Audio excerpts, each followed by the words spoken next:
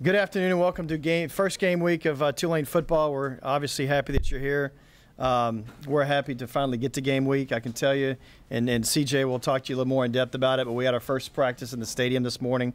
And he can tell you, again, how that went and how excited the players were. We'll have up to 10 players here today for you guys to talk to when we're done. Before I introduce CJ, I'll talk about this week real quick. Thursday night at Tulsa, our first American Athletic Conference game and our first conference game in the American Athletic Conference. Kickoff is set for 7 p.m. on the CBS Sports Network. Let me touch briefly on next week. So we'll be in here next week, same time, same place. Next week you will receive your credentials. You will receive your parking information. You'll receive a parking map. I touched a little bit of this on Media Day. For you guys who cover us on a daily basis, you're here most of the time. We've got several spots, and by several I mean close to 16, close to the stadium that will be allocated to the local media. And then the rest mostly will be parking at Uptown Square and be shuttled in as part of our shuttle system that'll be operating 7 hours before and up to 4 hours after. So again, next week, you'll get your credentials, parking information. Next Thursday afternoon, leading into the Georgia Tech game, we're going to have a little press conference here. We're going to actually show you where to park, where to enter, where to eat, how to get to the press box, how to get to post-game press conference, how to get on the field. So all that is coming. So I know you guys have a lot of questions, but just know that we will answer all those next week. And now without further ado, our head coach starting his third season, Coach C.J. Johnson. Good afternoon, guys. You know, it was a very exciting day for us, our first day in the new stadium. I think our kids were just a little bit shell-shocked at first. They kind of got a late start. Our great athletic director came up and he gave us a nice little pep talk. But it was a good practice today. I thought we practiced well. Tanner threw the ball really well. Defensively, we ran around better than offense. The offense kind of was in walkthrough mode half the practice. I had to get on them a little bit. But I thought it was overall good practice. Second half was real good. Questions? Please raise your hand. Yes, sir. Oh, do I need a mic? Yes, please. We have a mic to bring around to you. Hey, CJ, I just talked to Tanner about 30 minutes ago, and it seems like the confidence for a freshman, it seems like he's past his years already. Is that just because of being a month in camp there? He's gotten the confidence of the offense. He just seems like a well-voiced veteran right now. You know, I think he's a confident young man. You know, he's had success in high school, and he's been around a lot of successful guys. And, you know, he had the opportunity to go be at the Peyton Manning camp, and he's been around a couple of different camps. And I just think, you know, seeing the competition, seeing other quarterbacks, his confidence is beginning to rise and exude because he sees that how he compares to everybody else, and he's very comparable, or if not better.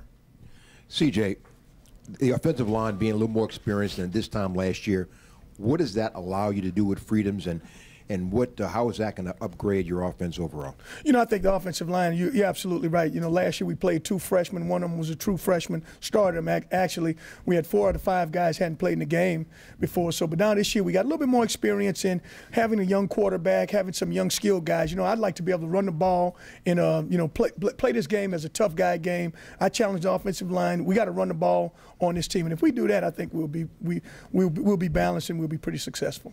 This is kind of a multi-layered question. The last time you were at Tulsa, for so many different reasons, obviously Devin's injury, Ryan was hurt. It wasn't a very good game. It was one of your first games. 2 things. Can you think about how far you've come as a program and as a head coach from that game, because it wasn't the prettiest of games? And then second, what it's going to be like, because I believe Devin is coming Yes, he's back. coming. Is that correct? Yeah. Yes. Okay.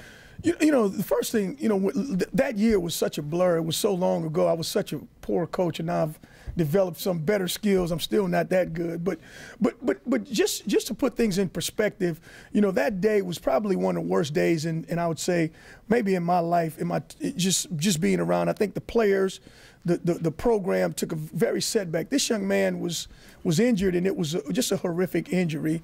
And, you know, we like to thank the people at Tulsa because they really saved his life. And just to go back, for him to go back there to thank them, to to be around them again, to go back to the site of this injury is just he's too courageous for me. I don't know what I would do. You know, he's just a courageous young man, and you know, I love him for it.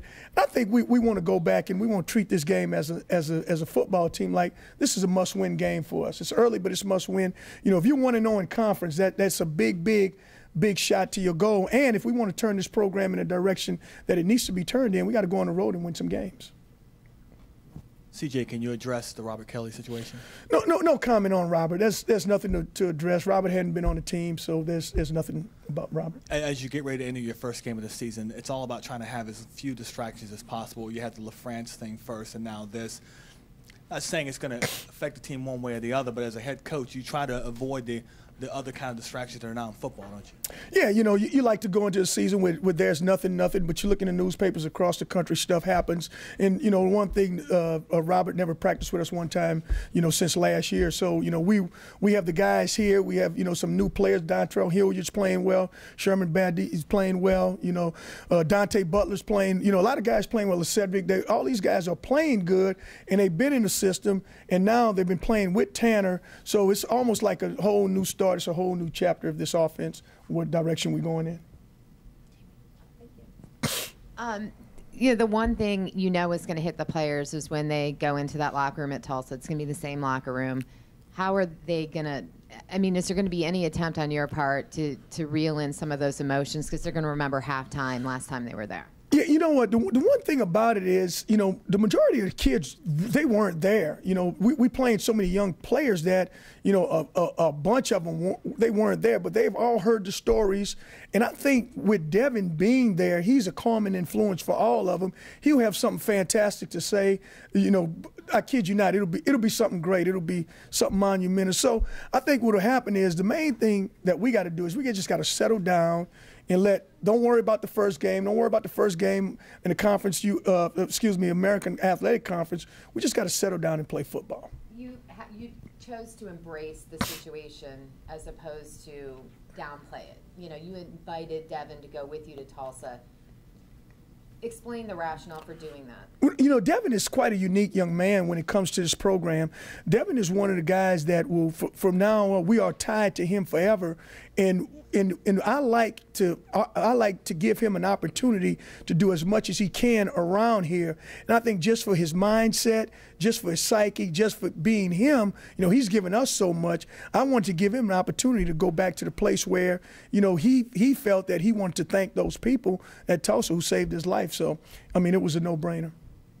Yeah, as far as on the field, Tanner Lee, how much are you anticipating just getting to see him against, you know, some real shots? I mean, he's got a real defense. He doesn't know going up against him.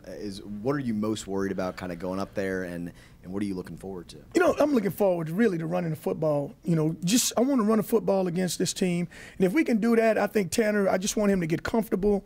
I just want him to get back there and just be very, very comfortable in what he does. And if he's comfortable and we're running the ball, I think we're going to have a good shot of winning that game. Do you have an update on your kicker situation at this point? Do you have it settled? You know what? As of right now, we're still going to go into that's the one position that we still up in the air. We're going into the game. You know, I would say I know DeRocco is going to be a part of the kicking equation, but other than that, we're just going to kind of, you know, leave it at that. Coach, you talked a little bit about the running backs, and you talked earlier in the camp about a running back by committee. Bring us up to date on that situation as you go into this Tulsa game. Is there a starting running back? Are they all situational guys? And how do you plan on using them? Yeah, right now they all are situational guys. You know, we have, you know, and I get it from my great mentor, Sean Payton. You know, we have positions. We have a position where all those guys are good players, and all those guys have certain strengths, and all those guys have certain things that they need to improve on. So we have personnel groups or packages, which each of those guys have a portion of the package. So it'll be by committee. And I don't know who's the starter. It depends on who gets the first play. That's the starter. If Tanner starts off strong, obviously good for you all. Do you have a speech prepared? Do you know what you'll say to him if things don't start off as smoothly, so he doesn't start pressing and trying to maybe reach a little too much? No, not really. I think with Tanner is so cool.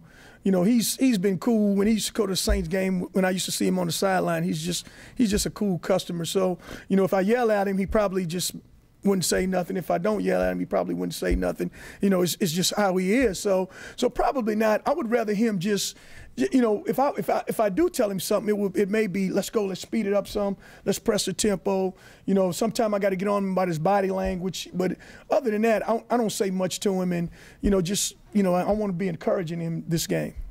CJ, with the quality of competition increasing this season, starting a new quarterback, what are your expectations for this season, and what would be a good season for you guys? You know, I think just a vast improvement, the upgrading of what we're doing. I think we'll have more speed this year.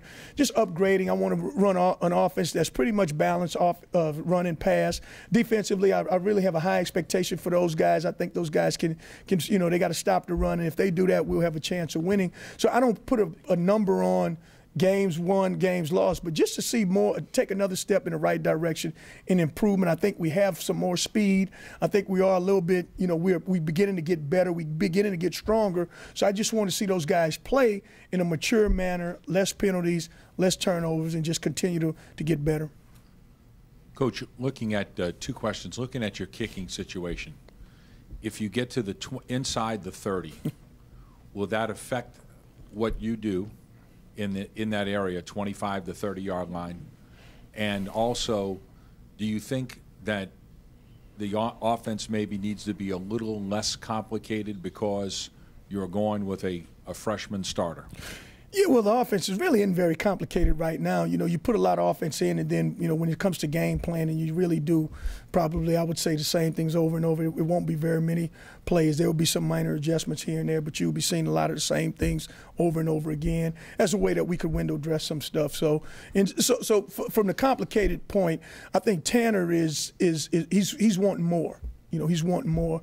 You know, yeah, absolutely. You know, now that we don't have Cairo anymore, you know, and Cairo was a great player for us. You know, we got to make all those considerations on when we go for it, when we kick, when we decide to punt, when we want to pin them back, because, you know, we feel real good about our defense. So we like to let them play on a long field against our defense, and we have a chance to flip the field a lot. As a quick follow, do you have I know you're not going to say it, but do you have at least I don't think you are, but do you have a yard line where you kind of figure, hey, that's my max distance on what I'm going to do here? Yes, we do.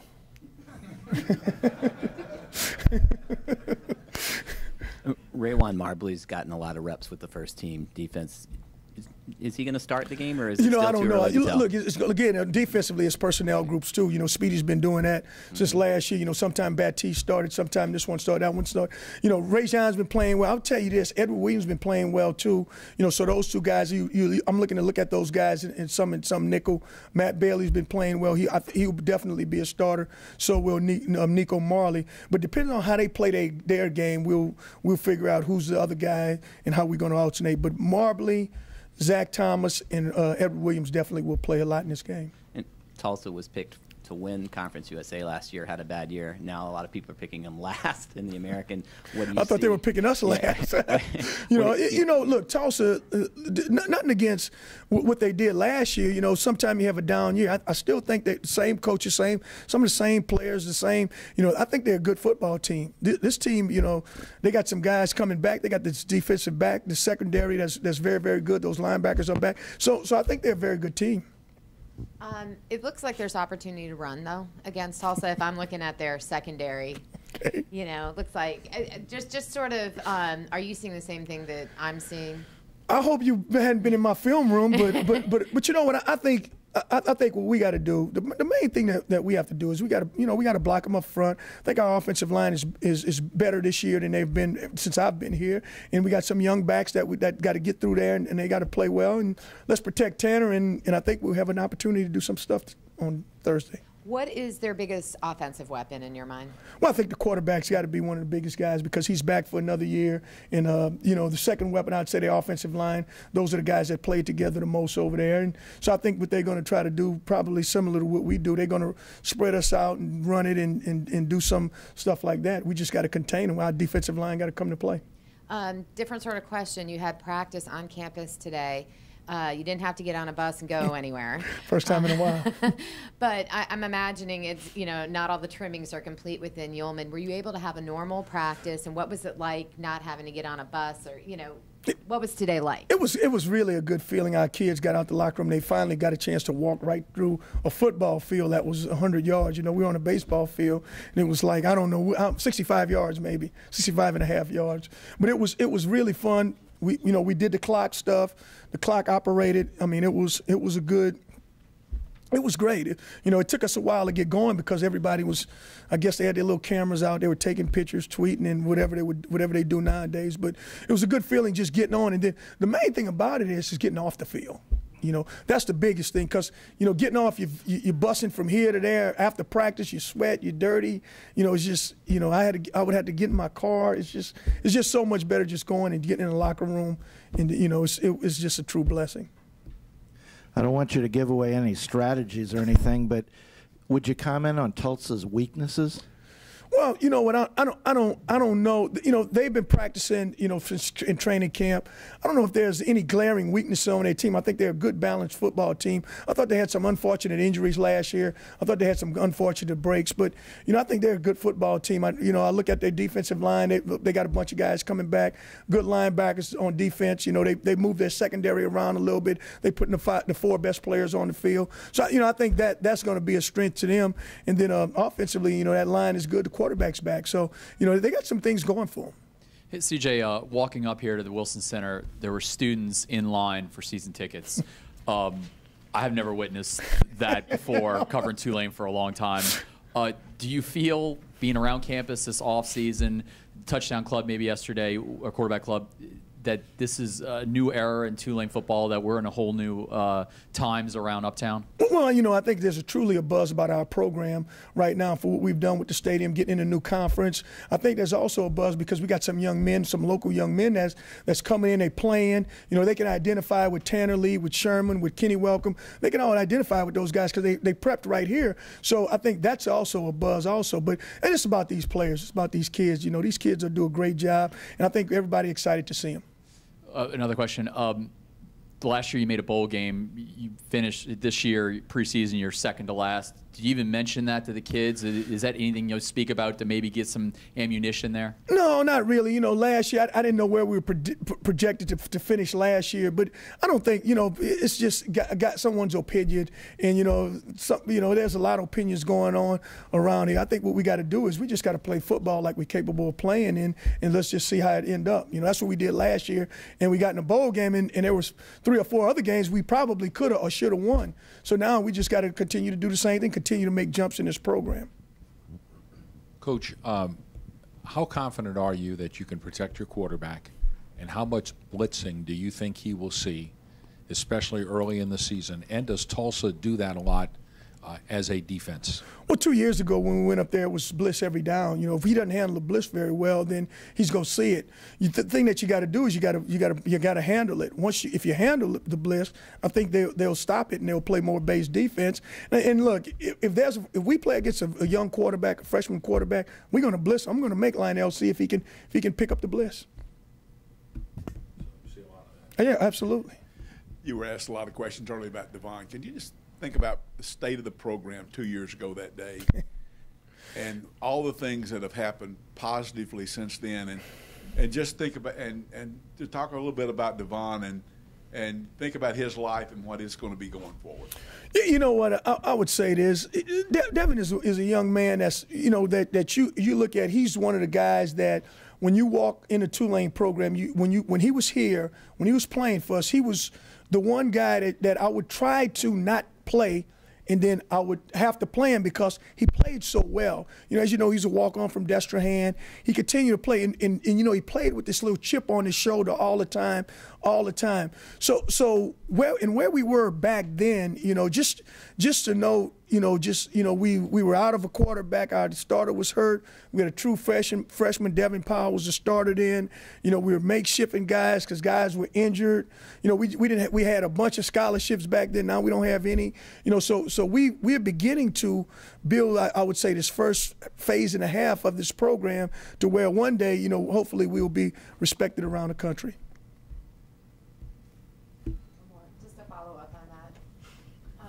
There was a period of time, not to get too grim, but there was a period of time where you didn't know if Devin was going to make it.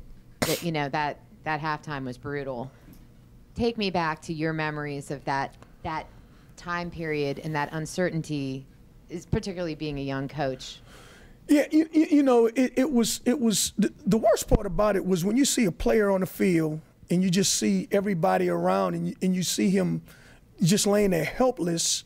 And you know, you see him working on him, and they were, I'm telling you, they did probably the best job you could ever do, you know, just to revive him. A couple of times they didn't want him to go to sleep, you know, he was nodding in and out, and, you know, I remember the blood pressure machines coming on him and they moving him and, you know, doing certain things to him. So, you know, I remember Coach Blankenship coming over and, you know, giving me a hug and, you know, saying, hey, look, we praying for you. It's going to be all right. And he stood right there with me. Their trainer was there. Everybody was there around. I thought our trainers did a great job. So, you know, the wonderful thing about it was just getting him to a place where he could be secure. And that was the one thing I wanted, you know, him to be in a place where, in a hospital where they can really, really take care of him. And I thought that's what they did. Any more questions? Thank you, guys.